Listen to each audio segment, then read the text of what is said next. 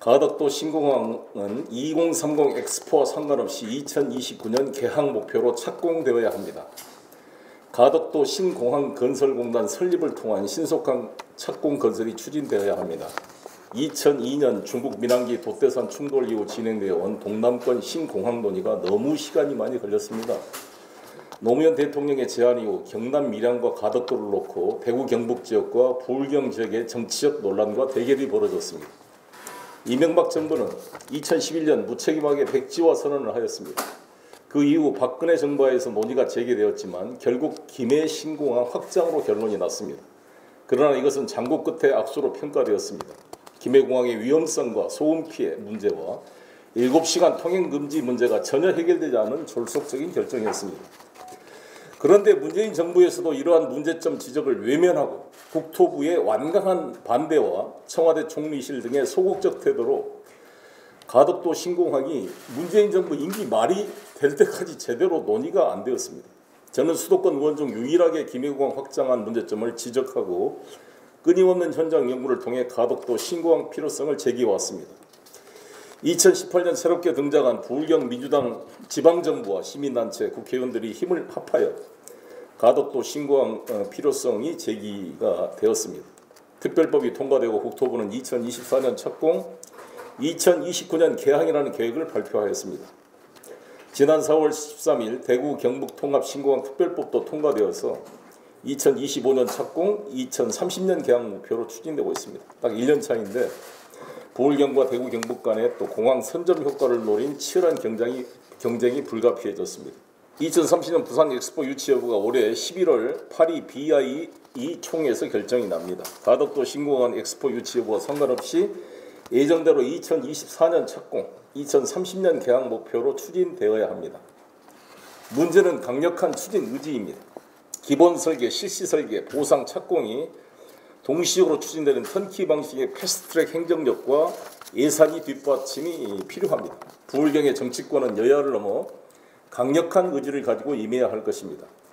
인천국제공항 건설공단처럼 가덕도 신공항 건설공단을 만들어 추진해야 합니다. 2년간 건설 현장에서 컨테이너의 박스에 살면서 성공적인 인천국제공항을 만들어낸 강동석 전 교통부 장관 같은 탁월한 리더십을 발굴하여 힘을 실어줘야 합니다. 부산 산업구조의 질적 전환이 필요합니다. 부산은 합계 출산율이 0.72명으로 0.59명인 서울에 이어서 꼴찌에서 두 번째를 기록하고 있습니다. 2만 7천여 명이 사망하시는데 14,000명이 태어나 인구가 급속히 감소하고 노령화되고 있습니다. 노인과 바다라는 말이 나오고 있습니다. 이런 추세로 가면 300만이 무너지고 곧 GRDP, 지역 총생산 역시 인천에게 추월당하게 되어 있습니다. 인구까지 추월당하게 될 것입니다. 부산 기업 중 전국 100대 기업 안에 포함된 기업이 하나도 없습니다. 우리나라 2대 도시가 우리나라 100대 기업에 들어간 기업이 단 한 개도 없다는 이게 참 이 현실입니다. 1000대 기업에도 부산 기업이 이전에 40개 정도 되다가 지금 27개로 줄어들었다 그럽니다. 저는 인천시장 시절에 인천국제공항이 있었기 때문에 송도경제자유계획의 세계은행, 월드뱅크 지점과 GCF, 세계 녹색기후기금, 그리고 삼성바이오로직스와 엠코테크놀로지 같은 세계적 기업을 유치할 수가 있었습니다.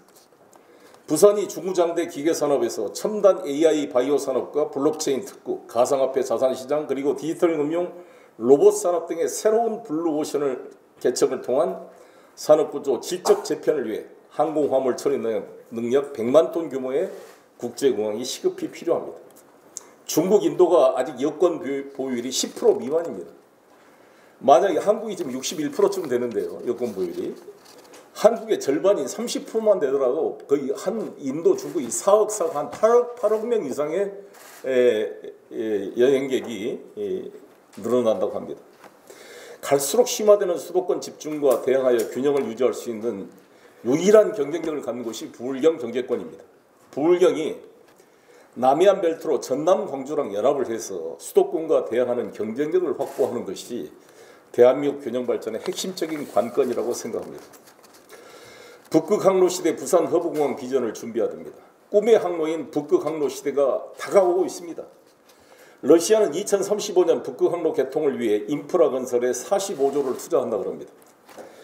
부산에서 유럽까지 수에즈운하를 거쳐 22,000km가 걸리던 거리를 이제 15,000km로 앞당길 수가 있는 것입니다. 북극 항로의 핵심 허브항이 그러면 부산항이 될 것입니다. 부산의 미래는 북극 항로와 연결, 대륙 경제와 일본을 연결해서 새로운 비전을 찾아야 합니다.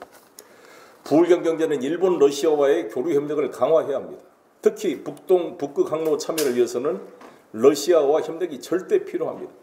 최근 윤석열 정권의 한미일 군사적 협력 강화는 필연적으로 중국, 러시아의 군사협력 강화를 유발시키고 있습니다.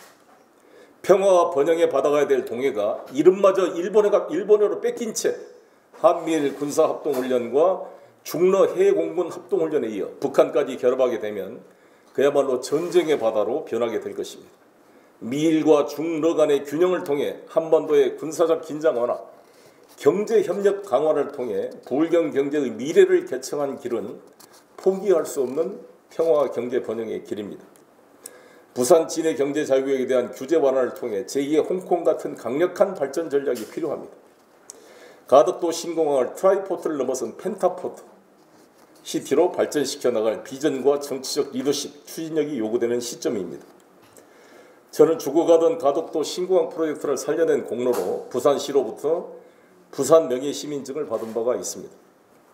부산 명예시민으로서 지난 8.2 체류하는 동안에도 2030 엑스포 유치를 위해 나름대로 외교적 노력을 해왔습니다.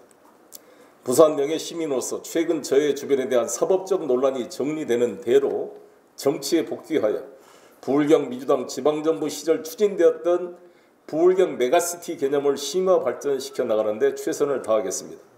김해공항을 이전하고 김해공항 부지를 포함한 맥도 지역, 강서구에 북항 등이 제2의 홍콩처럼 국제화할 수 있는 비전을 연구, 개발해 나가겠습니다. 서해바다와 동해바다가 제2의 지중해가 되고 부산과 인천이 제2의 베네치아처럼 태평양과 유라시아 북극 항로 무역을 주도하는 펜타포트 시티, 공항과 항만의 투포트 시스템이 확립될 수 있도록 최선을 다하겠습니다. 부울경 시민들의 정치적 응집력이 절실히 요구되는 시점이라 생각합니다. 감사합니다. 첫 번째 기자회견을 하게 된 이유는 아시다시피 제가 가덕도 신공항의 필요성을 수도권 의원 중에서는 유일하게 더구나 인천시장을 했던 사람이 이걸 주장해서 많은 분들에게 상당히 호기심을 불러일으킨 바가 있었습니다. 또 인천 지역에서는 일부에서 저를 또 비판한 사람도 있었습니다만 저는 대한민국 국회의원은 지역구를 넘어서 대한민국 전체를 보고 고민해야 되고 특히 당 대표를 지낸 저로서는 전국적 정치를 해야 되기 때문에 우리 대한민국의 국토 균형 발전을 위해서 마지막 남은 희망이 저는 부울경이라고 봤습니다. 부울경이 아니면 수도권과 거의 힘의 균형이 너무 차이가 나기 때문에 대항을 할 수가 없습니다. 마지막 희망이기 때문에 이 부울경이 국제적 경쟁력을 만들려면 글로컬 시대, 즉 로컬과 글로벌이 서울을 통하지 않고 직접 연결되는 글로컬 시대가 되려면 이 인천공항에 거의 필적하지는 않더라도 이 투포트 시스템으로 이 가덕국제공항을 만들어내는 것이 결정적으로 필요하다고 봤습니다. 그런데 아시다시피 지금 엑스포가 결정이 이제 11월 말로 다가오고 있는데 제가 파리에 있었잖아요. BIE 본부가 파리에 있습니다. 그러니까 제가 독일, 프랑스 상원, 하원 정치인들과 쭉 만날 때마다 이 이야기를 하고 있습니다만 만만치 않는 경쟁입니다. 아시다시피 워낙 우리가 열심히 지금 하고 있습니다만 사우디가 가지고 있는 그 경제력이나 더구나 이 무함마드 빈살만의 그 강력한 추진력, 마치 그 평창 동계올림픽 때 푸틴이 그냥 그 소치 올림픽을 하려고 푸틴 대통령이 진두지휘를 하니까 평창이 사실 소치한테 져버렸잖아요. 그런 느낌처럼 이 빈살만이 거의 푸틴과 같은 강력한 리더십으로 또 레옴시티도 준비해야 되고 2032년이 사우디 왕국 수립 100주년이 됩니다. 거기에 맞춰가지고 국가적 목표로 강력히 리야드를 추진하고 있기 때문에 만만치가 않습니다. 또 로마도 있고 그래서 이게 물론 이제 1차 투표에서 3분의 2를 과연 하기는 쉽지 않을 거라고 보는데 2차 투표까지 준비를 해야 되는데 아무튼 여기에다만 목을 걸고 있다가 만약에 안 돼버렸을 경우에 이 동력이 확 잃어버릴 위험이 있기 때문에 저는 미리 우리 정부 당국에서도 일단은 상관없이 하겠다고 국토부가 이야기를 하고 있는 것은 다행입니다만 확실하게 우리 부산 시민들이 쐐기를 박을 필요가 있겠다. 엑스포가 되면 좋지만 그와 상관없이 이것은 이 부울경의 산업구조의 재편과 국토의 균형 발전을 위해서 절대 필요한 기간 산업이라는 것을 확실하게 하고 이 시민적 공감대를 다질 필요가 있겠다. 그래서 기자회견을 하게 된 거고요. 이제 아까 말씀한 대로 끝나고 났을 때 추진 여부인데 이제 여러분 아시다시피 계속 가덕도 신공항이 문제가 됐던 게 TK와의 갈등이었잖아요. 이 중앙 정부가 TK와 갈등을 전면적으로 조정해 주는 게 아니라 뒤로 빠져가지고 마치 둘 간의 그 갈등을 그냥 구경하는 그런 모습이 계속 나타났던 겁니다. 처음부터. 그러니까 밀양이냐 가덕도냐 싸우다가 산을 몇 개를 밀어가서 밀양에다 만들어가지고 사실 동남권 신공항, 이 인천공항에 필적하는 게 되기가 쉽지 않거든요. 소음 피해나 이 장애물을 벗어나기 위해서는 바다 쪽으로 나갈 수밖에 없습니다. 그래서 인천국제공항도 그 용의도와 무의도 사이를 매립해서 만들 수밖에 없었던 게 거기는 소음 피해가 없고 일단 장애물이 없기 때문에 뭐 돛대산이나 뭐 금정산 이런 게 부딪힐 만한 게 없잖아요. 그래서 저는 바다로 가는 게 불가피하다라고 봤기 때문에 가덕도 공항을 이야기한 건데 아무튼 그래서 이것이 만약에 또 그렇게 한 번 그래가지고 시간을 한 몇 년을 허비했잖아요. 그리고 박근혜 정부 왔는데 또 뭐 ADPI인가 뭐 파리 어디다가 용역을 하더니 갑자기 또 김해신공항 V자 활주로에 그걸 확장을 하겠다라는 게 돼서 그거를 본보하는데 또 시간을 엄청 걸렸습니다. 그다음에 여기 이제 박형준 이 지방정부 체제 와가지고 또 뭐 플로팅을 하겠다 그래요. 한 1년 또 시간 까먹었잖아요. 애초에 부산시가 뭐 변성환 직무대행 있을 때 했던 것처럼 육지부 한 40% 터미널 그다 놓고 활주로 분야만 바다 쪽으로 해서 원래 때 한 4대 6 정도로 하기로 했던 거거든요. 40%는 육지부, 60%는 거기 국사봉이나 이쪽 깎아서 매립해가지고 런웨이를 만들면 되는 건데 괜히 플로팅 뭐 한다 그러다 한 1년 소비했어요. 근데 지금 이제 또 홍준표 대구시장께서 대권을 또 생각하시는 분이기 때문에 의욕이 넘쳐서 뭐 주변에 제2의 두바이로 만들자. 여기는 런웨이도 2개가 들어가죠. K2 공항 이전하는 거니까. 여기 가덕도는 지금 런웨이가 하나밖에 없잖아요.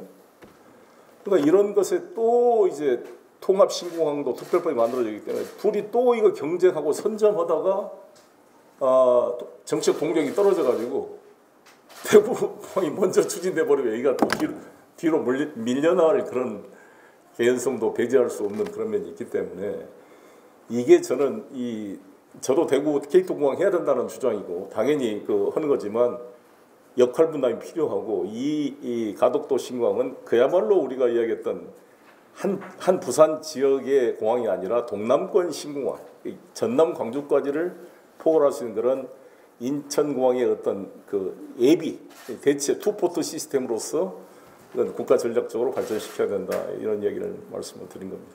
사실 제가 아시다시피 민주당을 탈당에 있어서 당에 대해서 뭐 말하는 게 좀 조심스럽습니다. 그러나 김한규 의원 말씀 잘못한 거죠. 실제로 이제 김한규 의원님의 충정은 잼버리처럼 되지 않도록 철저히 준비해라 이런 취지로 했겠지만 그걸 가지고 엑스포 유치에 조금이라도 부정적으로 이렇게 이용되도록 비밀 중은 적절치 않다고 봅니다. 대신 제가 와서 쭉 보니까 플랜카드에다가 국민의힘 부산시당 각 지역 국회의원들이 김한규 그 발언을 가지고 민주당 사과로 막 써놨던데 나는 이거 당 대표가 한 말도 아니고 일개 초선 의원이 한 말인데 그냥 무시하고 지금 중요한 것은 엑스포 유치 성공이 중요하지 왜 그거를 국민의힘이 더 떠들어가지고 그거를 더 이렇게 마이크를 확산시킬 필요가 있는 것인가. 그리고 집권당이라는 것은 그렇잖아요. 야당이 비판할 수 있는 거잖아요. 자, 그러면 집권당은 지금 야당을 공격해가지고 나중에 실패했을 때 책임을 민주당에 떠넘기려고 알리바이 만드는 게 중요한 게 아니라 모든 걸 감수하고 현재 이 치열한 경쟁이 벌어지고 있는 부산과 리야드의 싸움에서 이기는 게 중요한 것입니다. 그러면 굳이 이런 말을 시끄럽게 할 필요가 없는 거죠. 그냥 무시하고 이거 당의 공식적 입장도 아닌데 한 국회의원이 한 말인데 그래서 나는 그걸 지나치게 프랑카드에 걸고 오는 것은 나는 이 국민의힘이 도망갈 구멍을 만들려고 저렇게 쓰는 게 아닌가. 이거 총력을 다해야 된다 이렇게 말씀을 드리고 싶고요. 그리고 그 잼버리 때도 마찬가지로 잼버리 때도 아니 전북 도가 한 거지만 일부 책임이 있겠지만 원래는 박근혜 정부 때부터 위치가 그게 정해진 겁니다. 박근혜 정부 때 했다가 결국 1년 3개월이 넘도록 윤석열 정부가 그걸 이제 책임을 인수한 거잖아요. 그리고 행안부 장관, 문체부 장관, 여성가족부 장관 세 중앙부 장관이 공동 대위원장으로 들어갔고 또 윤석열 대통령 자신이 최초의 보이스카우트 출신 대통령이라고 자랑하고 명예대회장까지 맡은 그 대회를 저렇게 형편없이 해놓고 그거를 뭐 문재인 정부 탓이다, 뭐 전라북도 탓이다고 하는 것은 좀 집권당으로서의 자세가 아니라고 생각이 듭니다. 권한은 항상 책임이 따른 건데 그래서 저는 이 엑스포 문제도 모든 책임을 집권당과에게 진다. 우리 야당도 전폭 지원하는 거니까요. 유치를 위해서는 그렇게 해야 되지 않을까 싶고요. 문재인 대통령 당선되시고 나서 평창 동계올림픽이 사실 전망이 쉽지 않았습니다. 세 번째 도전에서 얻은 평창 동계올림픽을 그래도 우리가 노력을 해서 북한을 참여하고 평화올림픽으로 만들어 성공시켰잖아요. 그런 그것을 좀 교훈으로 삼아서 윤석열 정부가 잘 해줬으면 하는 생각입니다. 글쎄 이 검찰이 가면은 아직 준비 안 됐다 오지 말라고 계속 그러니까 언제 준비가 될지 모르지만 그것과 상관없이 저는 이제 활동을 할 수밖에 없고 저는 애초에 검찰이 무리한 수사를 하고 있는 것이다. 아시다시피 국민 여러분들께서 부산에도 제가 시민들 여론을 들어보니까 송영길 전당대회 밥 사준 사람 모 기업인을 공장까지 압수수색했다는 기사를 보고 사람들이 다 욕을 한다 그럽니다. 이거 전당대회 밥 사준 사람까지 수사. 자기들은 서초동에 검사들 그렇게 밥 먹고 영수증도 제대로 제출도 하지 않고 영수증도 싹 가려버리고 휘발돼 버렸다고 그렇게 거짓말을 하는 이런 검찰이 전당대회는 일반 유권자를 상대로 금품 향응을 제공하는 것도 아니고 한 정당의 잔치고 서로 지지자들끼리 격려하고 그런 데서 그 밥 사준 것단을 가지고 그 기업을 전체를 압수수색하고 이런 것은 너무 과도한 행위가 아닌가 싶습니다.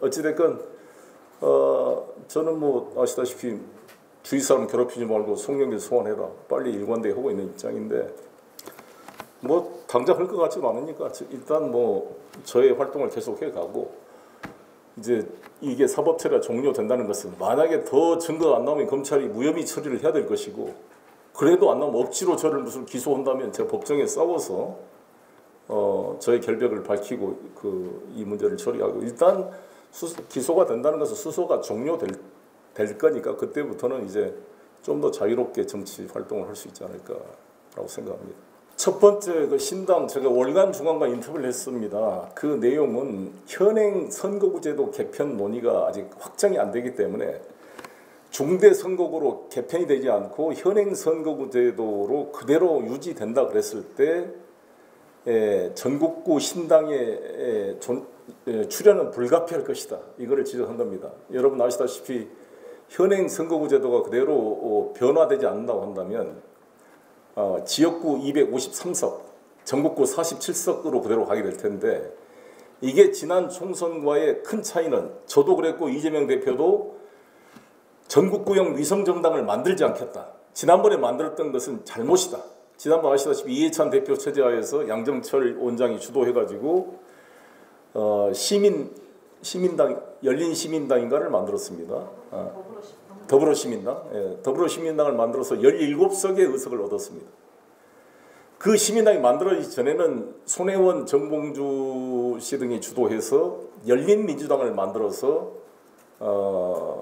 전국구 정당을 시도했는데 원래 거기가 열 몇 석 나올 거라고 예상이 있었습니다만 더불어시민당이 만들어지니까 확 줄어져가지고 3석이 나와서 합해가지고 친민주당 쪽이 20석의 전국구 의석을 얻었고 친국민의힘 쪽이 19석을 얻었습니다.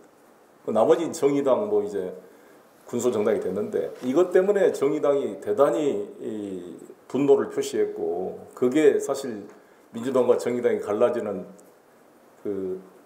아주 계기가 됐거든요. 그래서 저도 반성을 했고 이재명 대표께서도 반성을 했기 때문에 이번에는 그러한 위성정당을 만들 수가 없게 될 겁니다. 그렇지 않겠습니까? 그렇게 되면 이 47석을 얻기 위한 수많은 정당이 우후죽순 만들어질 가능성이 크다고 봅니다. 지금 뭐 이미 거론되는, 그리고 뭐 이준석 전 대표도 저는 탈당이 불가피할 거라고 보는데 창당하지 않을까 이렇게 생각합니다. 그래서 이런 게 이제 만들어지게 됐을 때 과연 민주당을 지지하는 수많은 전국의 유권자들이 1인 2표제로 자기 지역구 민주당 후보를 찍고 한 표는 정당 투표를 해야 되는데 찍을 당이 없었을 때 이게 분산이 될 텐데 이러한 것을 응집할 수 있는 전국구 정당이 불가피하게 논의될 것이다 이렇게 봅니다. 제가 거기에 참여할 건 여부는 아직 뭐 결정된 게 없고 일단 그런 상황을 지켜보고 있고 지금 이제 선거구제 논의가 최종 아직 확정이 안 됐기 때문에 현재는 이제 뭔가 공론화의 과정이 지금 아마 진행될 수밖에 없지 않을까 이렇게 생각합니다. 그리고 이제 두 번째 질문하신 말씀은 제가 이거 끝나고 내일 포항을 가려고 합니다. 아시다시피 포항에서 외롭게 민주당의 깃발을 놓치지 않고 싸웠던 허대만 그 위원장이 이제 돌아가신 기일입니다. 그래서 추도식에 제가 초청을 받아서 좀 가서 우리 당원 뭐 거의 지인들 격려를 하고 올 생각입니다. 그리고 시간 나는 대로 이제 강연 요청들이 전국에서 많이 와서 뭐 하는 데마다 강연도 다니고 유튜브 출연에 또 나가서 계속 국민들과 소통해 가도록 하겠습니다. 지금 29일 날은 또 매불쇼에 나가서 좀 출연할 생각이고 또 24일 날은 오마이뉴스 오연호 대표와의 대담도 할 생각이고 시간 나는 대로 이렇게 소통을 하도록 하겠습니다. 저는 이제 사실 아시다시피 총선 불출마 선언을 했던 사람이고 어떤 형태로든지 그렇긴 하지만 어떤 형태로든지 우리 민주당과 범개혁 세력이 꼭 승리를 해서 정말 브레이크 없이 질주하는 이 검찰 독재 카르텔 세력들의 무한 질주, 이 폭주를 반드시 제동을 걸어야 된다 이렇게 생각합니다. 뭐라도 제가 열심히 하겠습니다.